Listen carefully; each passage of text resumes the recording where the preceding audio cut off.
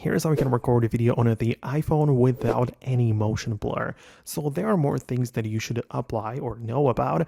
And if you are new here on this channel, subscribe so you don't miss the upcoming tutorials.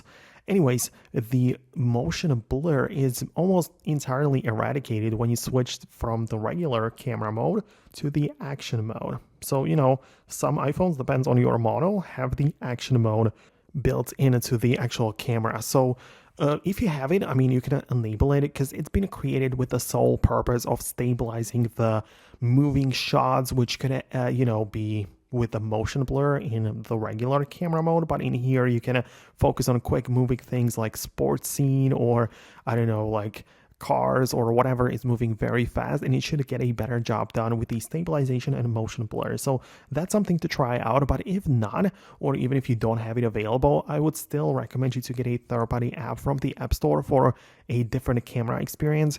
You can explore either the Final Cut camera from Apple, or you can as well just see the Blackmagic camera, which is a third-party app, and this can work as a backup or as an alternative app to capture videos. And in there, the point is that you can control things like the shutter speed, which you might be familiar from the actual DSLR cameras. Like in there, you control the shutter speed, and this decides whether the motion blur is going to be there or not. So, you have more control with the manual camera. So I would recommend you to play with that, and you will very likely end up with a better looking shot because, you probably want to be more professional with it. So I would go that route. So let me know in the comments below which option you decided to go with or what works out well for you. So let me know about that below. Subscribe for more, and I'll talk to you in the upcoming videos as well.